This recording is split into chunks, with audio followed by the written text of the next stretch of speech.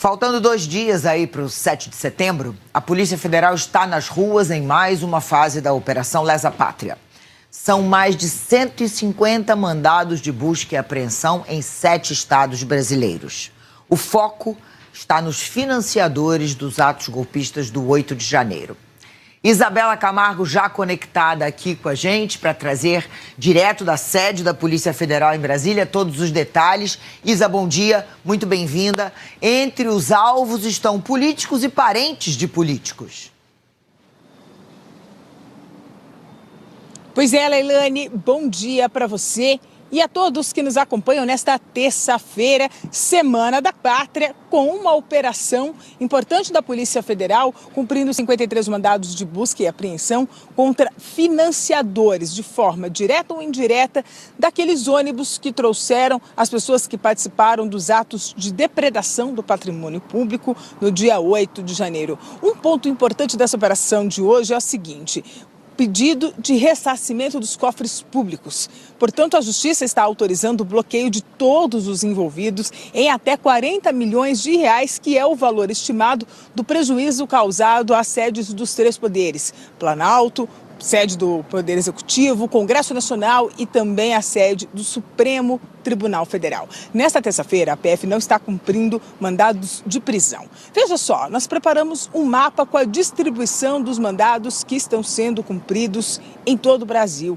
Tem mandados no Sul, nos estados de Santa Catarina e no Paraná, também em São Paulo, Minas Gerais, em Mato Grosso do Sul, também há mandados sendo cumpridos, assim como no Ceará e também em Tocantins.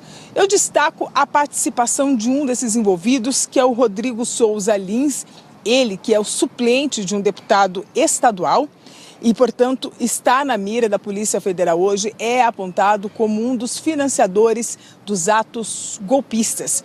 O ministro da Justiça, Flávio Dino, já usou as redes sociais para se manifestar a respeito dessa nova etapa, a 16ª da Operação Lesa Pátria. Vamos ver o que disse o ministro? Você observa ali, é um texto do Twitter, e o tweet diz: sobre os atos golpistas de 8 de janeiro, a Polícia Federal cumpre hoje mais 53 mandados judiciais com busca e apreensão. Além de indisponibilidade de bens, o trabalho continua em defesa da nossa pátria, em semana tão simbólica. Que nunca mais queiram rasgar a nossa Constituição e destruir o Estado democrático de direito. O ministro Flávio Dino, que não podia ter sido mais claro no seu recado ao fazer esta publicação. Vamos falar de outros alvos? Eu tenho algumas apurações dos envolvidos. É claro que assim que tivermos contato com os advogados, nós também vamos dar ao longo da programação aqui o outro lado dos suspeitos. Mas segundo fontes com quem eu conversei ao longo da manhã, também é alvo da operação de hoje a Marici Junqueira de Andrade, que não estava em casa porque estava em São Paulo fazendo uma cirurgia plástica. E você falou da participação, né, Leilane, de envolvidos com política. Há também o filho de um ex-prefeito de Birigui, no interior de São Paulo. O nome do ex-prefeito é Wilson Carlos Rodrigues Borini. O filho dele é o Rodrigo Augusto Albani Borini. Há ainda, então, portanto, a gente já falou do Rodrigo Souza Lins. Esses são os primeiros nomes que chegaram, que estão na mira da Polícia Federal nessa 16ª fase da Operação Lesa Pátria. Destaco que ela também ocorre num dia importante para a corporação. Polícia Federal, que hoje está fazendo ali uma cerimônia de encerramento da nova turma de agentes, com a presença do presidente Luiz Inácio Lula da Silva. Devolvo para vocês, lembrando que no fim do inquérito, todos podem responder por crimes como golpe de Estado, tentativa de ruptura violenta do Estado Democrático de Direito, associação criminosa, dano qualificado, por incitação ao crime e também por deterioração do patrimônio especialmente protegido. Volto com vocês. Exatamente, Isabela, e a gente acompanhando tudo desde a primeira fase dessa Operação Lesa Pátria. E vamos seguir. Hoje o Conexão está só começando. Daqui a pouquinho a gente está de volta contigo para atualizar informações sobre mais essa fase. Obrigada. Camila, querida, bom, vamos lá. A gente está vendo aí 16ª fase. É mais uma fase importante e essa mira nesse grupo muito especial que são os financiadores. Agora, curioso, né, Camila? Porque não são grandes financiadores, Exato. São muitos pequenos financiadores. Exato, Leila, era importante esse ponto que você tocou, porque assim, é um grupo pulverizado, só que junto ele conseguiu levantar uma estrutura que fez o que fez. Eu vou mostrar aqui no blog, Leilane, vamos juntos aqui no Conexão então, porque eu estou contando aqui que para além das buscas também há outras medidas, bloqueios de bens, como a Isa contou, tem também bloqueio e apreensão ali de passaportes e de armas. Me disseram que em relação às armas, existem armas de alto valor. Como o foco hoje é quebrar as pernas, digamos assim, né, que é o termo que os investigadores usam para descapitalizar os financiadores, então eles estão abarcando tudo isso para ter o dinheiro ali bloqueado, sequestrado, como se diz judicialmente, e garantir um ressarcimento. Afinal, a gente está tratando de prejuízo de 40 milhões e um bloqueio geral nessa operação de 40 milhões de reais. Gente, a questão concreta que a Leilane tocou e que é importante a gente mostrar aqui. Eu já tinha contado isso no Conexão e hoje está muito claro porque são mais de 50 mandados de buscas. São pessoas que ou alugaram esses ônibus ou intermediaram os pagamentos para viabilizar essa logística e os golpistas chegarem. Portanto, esse é o foco dessa operação de hoje e tem tanta gente justamente por causa disso. Você vê a quantidade de estados em que houve buscas, daqui a pouco a gente repisa essa informação também, mas foram muitos estados. E o que isso nos diz? Nos diz como havia um esquema pulverizado, distribuído em vários estados para financiar, mas que se organizou e a união de várias forças na quantidade entregou essa logística que era o que os golpistas precisavam para chegar em caravanas, consideradas caravanas terroristas, né? Porque eles respondem a crimes da lei de terrorismo. Então, essa logística, essa plataforma, que foi a junção de várias forças que não são de grandes empresários e sim de pequenos e médios, essa junção foi o que garantiu a chegada aqui a Brasília, óbvio também a questão da ANTT, né, do acompanhamento em relação à Agência Nacional de Transportes Terrestres, que era justamente o ponto ali de aviso sobre isso. Informação, então, sobre essa fase, que é uma das mais importantes, porque está na Semana da Pátria, estamos a 2 dias do 7 de setembro, informações todas lá no meu blog, lá no G1. Dani, queria já te chamar para a gente conversar. Uma fonte me falou o seguinte sobre essa operação, para a gente, enfim, entender do que se trata e por que ela é considerada, assim, uma das principais fases. Primeiro, porque afasta a narrativa de pessoas humildes e que só queriam dar uma opinião diferente sobre os poderes, a atuação dos poderes. E a segunda coisa é sobre essa questão dos financiadores serem pequenos e médios, mas terem gerado esse estrago enorme, né, de 40 milhões. Que é a força dessa união, como se formasse uma colmeia e aí a força de todos viabilizasse atos golpistas. A pessoa me disse o seguinte: havia uma articulação nacional, vários estados diferentes, mas ela não era unificada, ela era distribuída e depois foi reunida para prover o que a gente viu. Essa mesma fonte me disse: essa operação mostra que aquele perfil que quiseram colocar de pessoas coitadinhas que estavam sendo punidas com excesso cai por terra, sem contar a questão também do poder aquisitivo. Então, assim, até a Isa falou, né, da socialite Maricide Andrade, a Polícia Federal chegou lá, ela estava fazendo uma operação estética, não estava lá, mas isso não impediu as buscas. Tem também político, tem o Rodrigo Borini, de Birigui, tem também um candidato a deputado estadual, o candidato pelo PRTB, Rodrigo Lins. Então, a gente está falando de setores médios, mas que juntos infelizmente, causaram uma das maiores depredações financeiras da história da democracia, sem contar o ataque direto ao próprio pilar do Estado, que é o sistema democrático. Dani? Quando a gente olha, você não vai encontrar o que a Camila está explicando, você não vai encontrar aquelas mega empresas, isso, conhecidas inclusive por terem dado suporte ao bolsonarismo, mas você pode inclusive encontrar gente que está no poder público e que a PF certamente vai avançar no sentido de saber se acabou usando dinheiro público para bancar ato golpista. Essa operação, a Lesa Pátria, gente, ela vem se arrastando desde os primeiros dias de investigação pós-atos golpistas. Agora a gente vai trazer aqui para vocês, no Conexão, um balanço do que aconteceu até agora nas 16 fases dessa operação Lesa Pátria. Os números mostram para você o seguinte: a gente já tem aqui incluídos os mandados de hoje. Olha, vamos começar falando sobre mandados de prisão. Já foram 78 mandados de prisão cumpridos. 78 mandados de prisão cumpridos. E aí você tem gente que fugiu e que comprovadamente esteve nos atos golpistas participando da depredação. Você também tem gente que botou dinheiro lá, você tem gente que comandou, coordenou as caravanas e que havia se evadido e foi encontrada pela PF.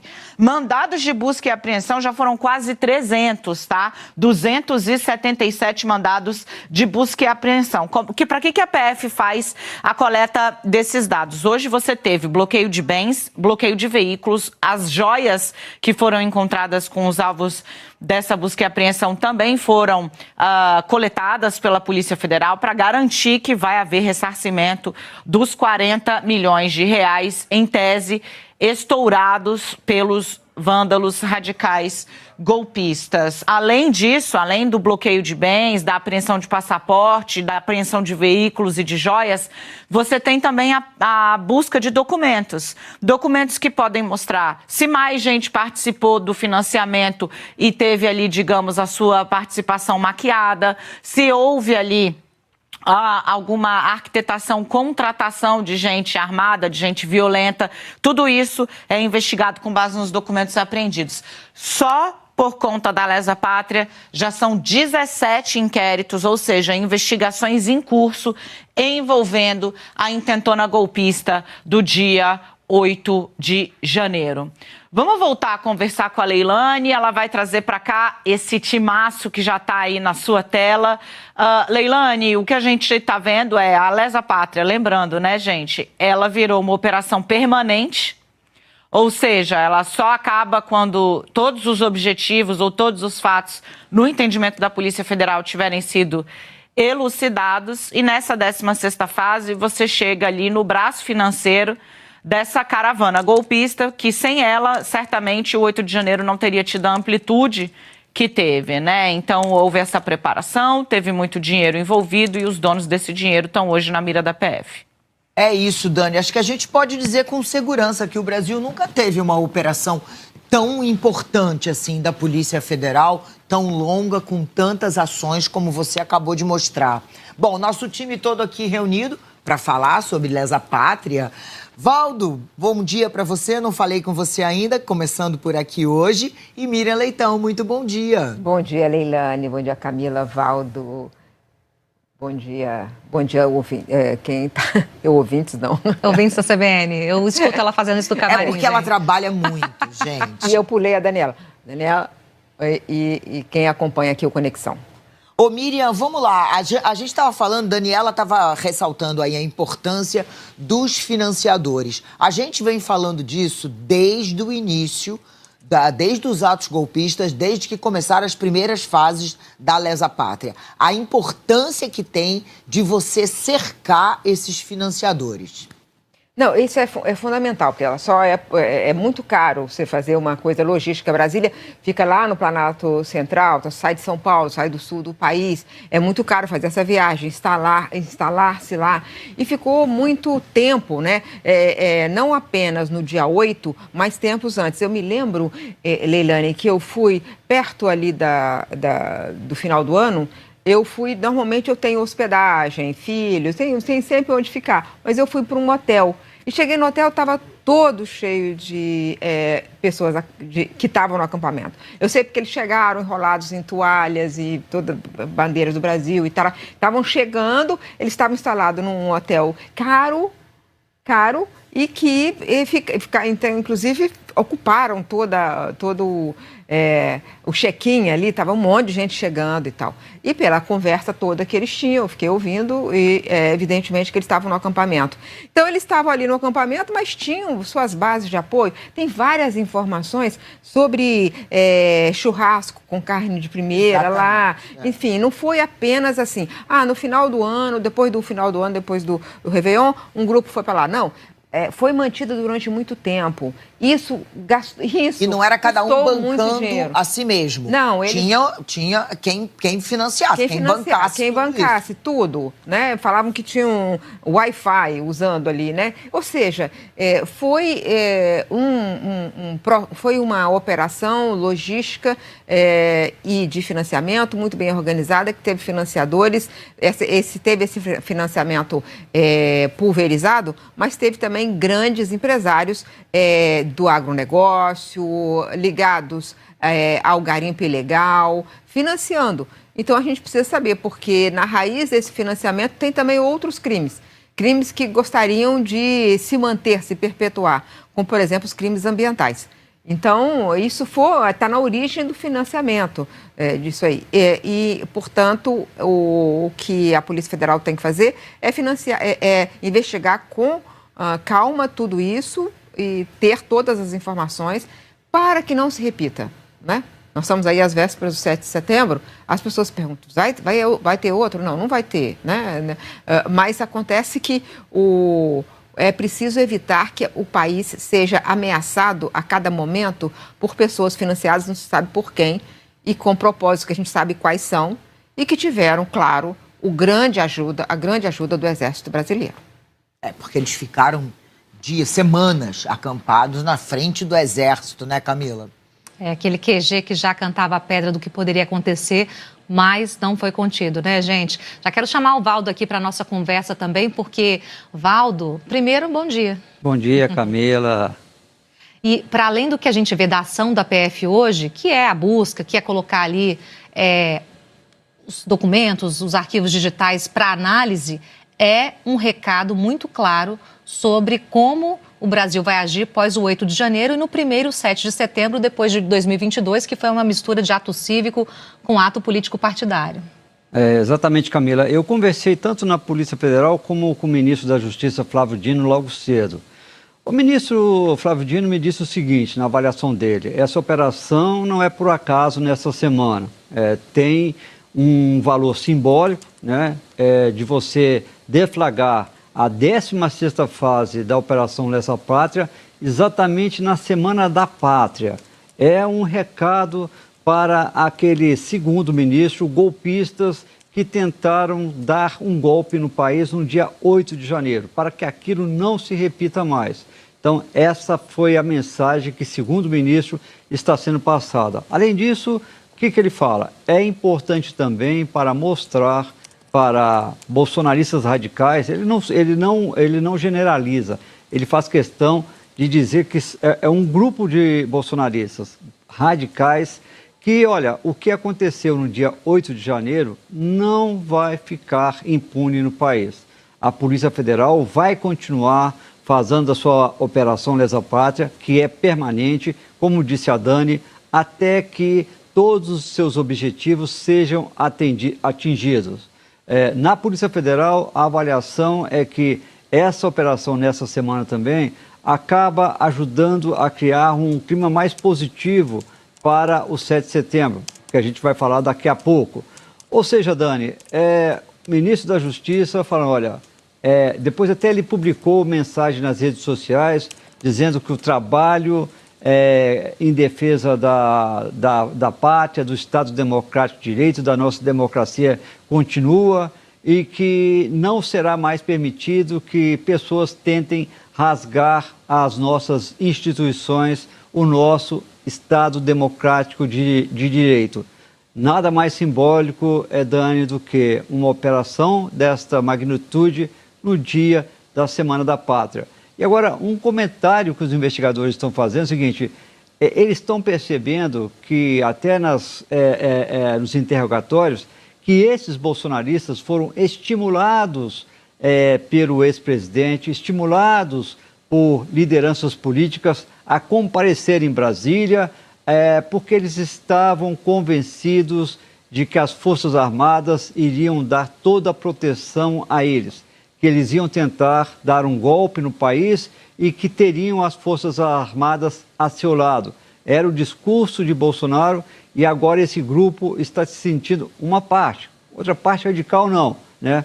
Mas uma parte está se sentindo abandonada pelo ex-presidente.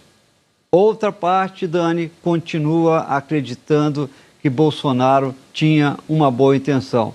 Olha, se o que aconteceu no dia 8 de janeiro era uma boa intenção, eu não sei mais o que pode ser classificado como isso. Dani.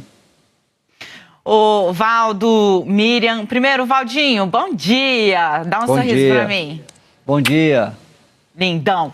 Miriam, eu estava ouvindo você falar aí e estava aqui pegando meu celular para resgatar a denúncia, uma das denúncias que a Procuradoria-Geral da República fez contra os integrantes desse acampamento golpista e dos atos radicais, né?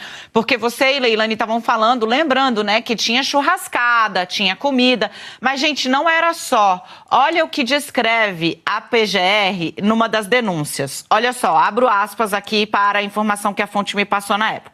A denúncia reproduz imagens e mensagens apontadas pelos investigadores como elementos de prova da existência de uma situação de estabilidade e permanência da associação formada por centenas de pessoas que acamparam em frente à unidade do Exército. Peraí, volta lá grandão para mim, Edu, que eu quero ver a carinha de Leilani, especialmente.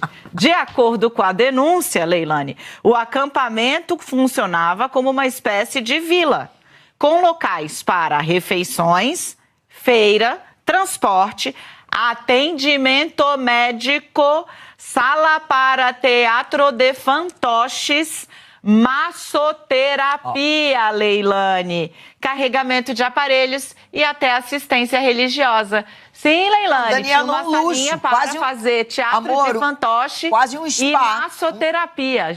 Um hotel 5 estrelas. Então, Spa. quem montou isso, né? E o interessante, Daniela, é o seguinte, eu não sei se você já passou muito perto de algum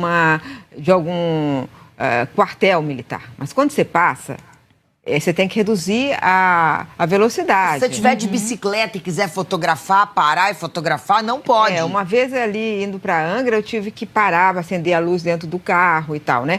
Porque tinha uma coisa da Marinha, tem um quartel da Marinha lá.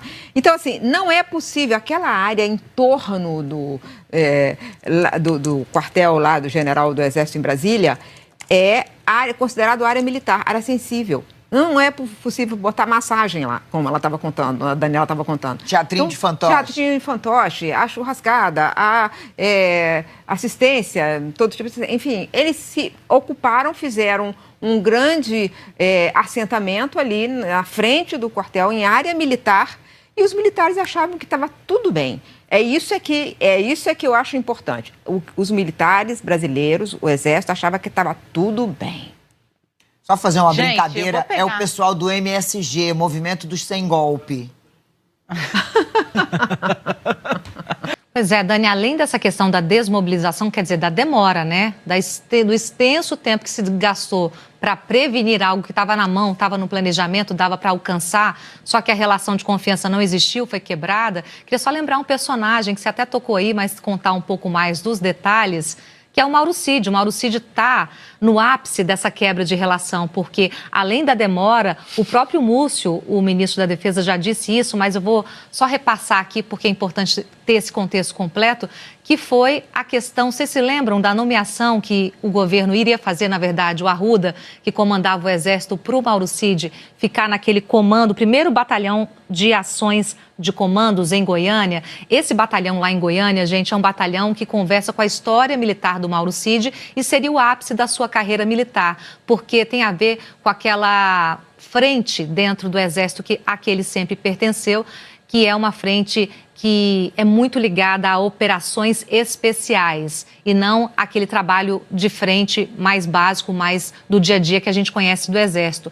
E aí, quando a Arruda não impede essa nomeação que estava para acontecer, que estava para, de fato, ser concretizada, a quebra de confiança junto com esse bastidor da Dani, ela é feita e ela fica muito posta. Para a gente só lembrar esse Mauro Cid que estava lá no início, nessa tentativa aí de confiança que foi completamente quebrada, ele sendo o pivô desse episódio político que a Dani estava detalhando e continua sendo o pivô de outros episódios políticos, mas agora muito mais criminais e jurídicos do que esses de bastidor. Agora, só para jogar para a Leilani, queria só pontuar aqui, gente, o Valdo contou também, mas só para a gente ter, eles tratam a lesa pátria com uma conexão com o 7 de setembro hoje, dentro de tudo isso que a gente está tratando de atos golpistas, como uma preparação. Em que sentido? Mostrar que o Estado está vigilante, o direito criminal, a lei também é para ser não só repressiva, mas preventiva, e para mostrar que a estrutura, seja de segurança, seja de preparação, que aí entra inteligência, essa estrutura está pronta para o primeiro 7 de setembro, depois de um 2022 conturbado e que a gente mostrou ontem, né? Tem pedido de investigação, já está no Tribunal Regional Federal da 2ª Região, o processo, né, para julgar militares que, segundo o Ministério Público Federal, permitiram que o 7 de setembro misturasse ato cívico com ato político. Leilane? Camila, a ideia é justamente mudar essa imagem da comemoração da nossa independência, né? Resgatar aí uma série de símbolos que fazem parte da nossa nação, que são a representatividade da nossa nação, e não de um partido político, não de uma ideologia política, né? O próprio verde e amarelo e a comemoração da nossa independência como nação. Pois bem, 8 meses depois daquele fatídico 8 de janeiro, temos aí, então, esse desfile de 7 de setembro em Brasília, que vai ter um efetivo de militares maior do que o que estava na posse do presidente Lula. Quem está informando isso é a própria Secretaria de Segurança Pública do Distrito Federal. Esse evento do 7 de setembro vem sendo preparado há 3 meses. Vamos falar, então, com Marina Francischini, que já está aqui conectada com a gente. Oi, Marina, querida, bom dia para você. Bom, a celebração desse ano, além desse propósito de resgatar uma comemoração da nossa pátria, da nossa nação, né? Esse ano vai ser dividido em temas. Oi, Leilane, querida, bom dia para você, bom dia a todos. Sim, a Esplanada dos Ministérios já está com a estrutura toda montada, assim, está toda verde e amarelo e já tem projeções à noite também, aqui, por exemplo, no Congresso Nacional, no prédio, né, nessas 2 cúpulas. Eles já estão fazendo projeções, né, de verde e amarelo e também desses eixos temáticos que vão compor essa festa do 7 de setembro. Então você tem, por exemplo, saúde e vacinação, ciência, preservação da Amazônia, soberania. Tem um slogan, né, que é democracia, soberania e união, justamente para falar da harmonia entre os poderes, da importância da democracia, para apagar, né, aquele viés golpista que houve nos 2 últimos 7 de setembro sob gestão do ex-presidente Bolsonaro. Então eles têm todo um monitoramento que está sendo feito agora. Tem 3 meses que as forças de segurança já estão monitorando para ver o que está sendo dito nas redes sociais, porque no 8 de janeiro houve muita movimentação nas redes sociais também, né? Então eles estão movimentando ali para entender quais são os sinais que estão sendo dados em relação ao 7 de setembro.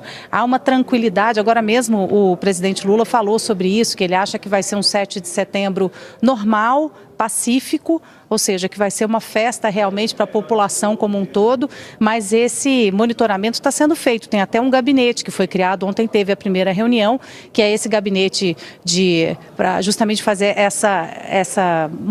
esse monitoramento institucional, né, para entender o que está acontecendo. Então é o GDF, que é o governo do Distrito Federal, junto com outros órgãos que foram convidados, até com a Câmara, com o Senado também, com a ABIN, para fazer essa questão do monitoramento de inteligência, justamente para não se repetir nem perto do que aconteceu no 8 de janeiro, até porque tem um histórico muito bom, né? A posse do presidente Lula, que estava com a Esplanada dos Ministérios aqui lotada, não teve nenhum tipo de problema, nenhum tipo de transtorno, as forças de segurança funcionaram bem, então é com base nisso que eles estão montando aqui, dizendo que o efetivo vai ser ainda maior do que na posse do presidente Lula. Eles não dizem, até por questão de segurança, quantos policiais vão trabalhar no 7 de setembro, mas estão dizendo que vai ser mais do que suficiente o efetivo, ou seja, que está todo mundo de olho. Secretaria de Segurança Pública do Distrito Federal também monitorando e coordenando, né, conversando há meses já com o governo federal, justamente para fazer uma coisa ali interligada, né, entre as forças de segurança e também as áreas de inteligência para poder monitorar tudo, para evitar que se aconteça algo parecido com o 8 de janeiro. Então, assim, a princípio, essa cena que está sendo feita, né, essa cena que está sendo montada, é que está tudo caminhando para o bem. Como diz o ministro da Justiça, Flávio Dino, você fazer uma manifestação pacífica, tudo bem. O que não pode é ter ordem pública de destruição, enfim, esse tipo de coisa. Então, eles estão fazendo o monitoramento e vamos ouvir o que disse o o ministro da Secretaria de Comunicação Social, Paulo Pimenta, a respeito de 7 de setembro.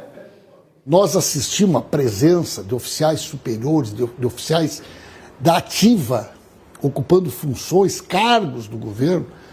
Nós acabamos rompendo essa barreira institucional e o resultado de tudo isso, eu acho que ele é um grande aprendizado para todos nós. E talvez o 8 de janeiro seja o ápice desse conjunto de coisas que nós não podemos repetir. Eu entendo que nesse momento há um esforço das próprias Forças Armadas também no sentido de recuperar esse conceito, né? De instituições que são apartidárias, que não entram em disputas eleitorais, ideológicas. E eu acho que, de fato, quando a gente vira essa página, né, a página da intolerância, a página do ódio, a página do ressentimento, as Forças Armadas têm um papel importante, né, nessa mudança de comportamento. Eu acho que o 7 de setembro é uma oportunidade para a gente demonstrar isso. Valdo, então vamos lá, vamos aqui. A superação dessas tentativas de golpe, ela deixa as Forças Armadas expostas aí a essas críticas. A gente tem falado disso aqui, que as próprias Forças Armadas estão querendo virar essa página, estão querendo limpar essa imagem, porque ficou muito feio. Ficou uma situação, trouxe ali uma série de lembranças de um outro golpe que a gente enfrentou lá atrás, nos tempos da ditadura, e que a gente estava virando aquela página quando, de repente, há essa mistura de política, mais uma vez, com Forças Armadas, né? Olha, Leilani, isso inclusive é uma preocupação realmente da atual cúpula das Forças Armadas, do ministro da Defesa, José Múcio. A avaliação deles é que, infelizmente, isso é termo que tem sido usado dentro do comando do Exército, infelizmente um grupo de militares, inclusive da ativa, acabou embarcando na aventura golpista que era defendida por aliados do ex-presidente Jair Bolsonaro. Isso acabou desgastando a imagem das Forças Armadas, que elas acreditavam que o governo Bolsonaro seria a etapa final para restaurar a imagem da corporação. Aconteceu exatamente o contrário. A imagem dos militares ficou muito mais desgastada. E eles, nas avaliações internas, eles fazem questão de dizer que o alto comando do Exército em nenhum momento esteve ao lado de Bolsonaro, apoiando as suas investidas golpistas, né? Quando ele tinha um discurso de que não ia respeitar a decisão do ministro Alexandre de Moraes, ou então quando ele levantava dúvidas e falava que o nosso sistema eleitoral era passível de fraudes e que ele poderia não aceitar o resultado. Depois mudou o discurso, mas ali durante a campanha ele fez essa sinalização. Então, olha, aconteceu exatamente o contrário do que eles estavam, entre aspas, desejando. Foram cooptados pelo capitão. Isso que é dito dentro das Forças Armadas. O capitão acabou mandando nos generais. Para eles isso é terrível. E pior, o capitão acabou levando um grupo de generais, principalmente da reserva, a ter essa ilusão de que era possível melar o resultado das eleições no país para impedir a posse de Lula. Então, eles acham que agora, no 7 de setembro, é o momento para tentar virar essa página. As investigações estão continuando. Eles defendem o seguinte, olha, qualquer militar que for identificado, o Supremo vai ter que cuidar desse militar, dentro daquela avaliação que eles hoje estão afirmando que foi a mais correta do ministro Alexandre de Moraes, de definir uma coisa é crime militar, outra uma coisa é crime militar, outra coisa é crime cometido por militares.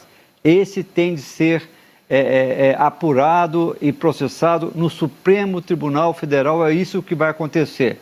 Então, eu acho que esse é o momento de virar a página. Para essa semana, eles acreditam que vai ser uma semana tranquila. O desfile no dia 7 vai ser mais curto. Lula querendo dizer, olha, não pode ser uma cerimônia militar, tem que ser uma cerimônia da nação. E é correto, não está ali uma celebração, Dani, do Exército, está uma celebração de uma data nacional.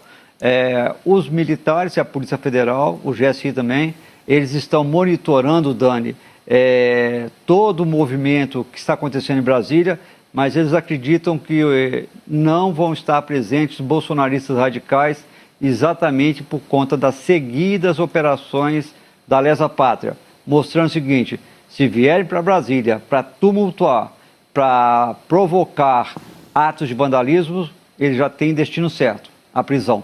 Dani. Valdo, vou só trazer aqui ao pé da letra exatamente essa informação que a gente trouxe aqui no final de semana ainda na Globo News, tanto na edição das 18 como no J10, no especial de domingo, ontem também no Conexão, que Lula ia começar a fazer gestos aí, citando as Forças Armadas como integrantes de uma força de Estado e não de um governo, né? Lula acabou de falar ali na conversa com o presidente a respeito desse assunto, Valdo, na linha do que você estava delineando aí. Nós, como nós tivemos durante 23 anos um regime autoritário, ele está falando da ditadura, a verdade é que os militares se apoderaram de 7 de setembro, deixou de ser uma coisa da sociedade como um todo. O que nós queremos fazer agora, com a participação do Exército, da Marinha, da Aeronáutica, é um 7 de setembro de todos, de todos.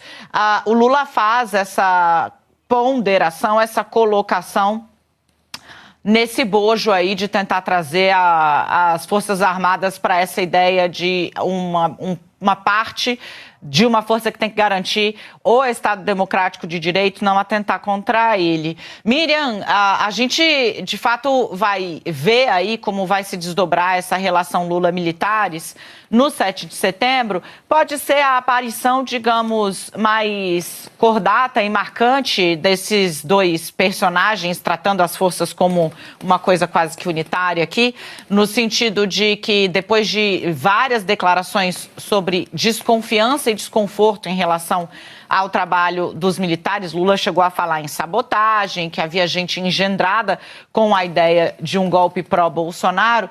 Essa pode ser a bandeira branca, amor? Não posso mais? Essa descontaminação é tão importante porque o que eu vou falar agora está na memória de todo mundo. Quem morou em Brasília ou quem veio em Brasília, a Miriam tem netos aqui, todo mundo conhece a cidade, que é ir para um 7 de setembro em que você possa, de fato, assistir a cerimônia, levar a família e o assunto ser somente cívico, a cerimônia. Não ter política atravessando o caminho do 7 de setembro. Gente, é o seguinte, durante aqui o Conexão, assim começou, eu mandei uma mensagem, um pedido de informação para a Agência Nacional de Transportes Terrestres. Por quê? Tem um olho para esse 7 de setembro, por todo o histórico que a gente estava conversando aqui, em relação à agência que registra ali os fretamentos de ônibus que vêm para Brasília para datas específicas. Isso tudo, claro, a gente está de olho maior por causa do 8 de janeiro. E aí eu perguntei na agência sobre o fretamento, eles acabaram de me responder, as informações são as seguintes. A NTT diz que faz esses registros de licenças de viagens pelas empresas que têm um termo de autorização de fretamento, ou seja, a autorização para fazer o serviço. E aí a pesquisa de agora, 10 e 19, segundo o sistema da NTT para o 7 de setembro, estão registradas 14 licenças de viagens. E aí mandaram um quadro aqui, a assessoria mandou, que dá mais ou menos cerca de 435 passageiros divididos em 14 ônibus. Isso, segundo a agência, não é nada fora do normal, mas para a gente constar a informação de que está tendo esse olho para a chegada e principalmente para os registros antes do 7 de setembro, e a agência termina dizendo que esclarece que as informações sobre os fretamentos são compartilhadas com órgãos de segurança quando solicitadas e, no entanto, a NTT já foi acionada nesse sentido. Então, portanto, pelo menos 14 licenças, a gente vai acompanhar isso até o dia 7 de setembro também. Dani?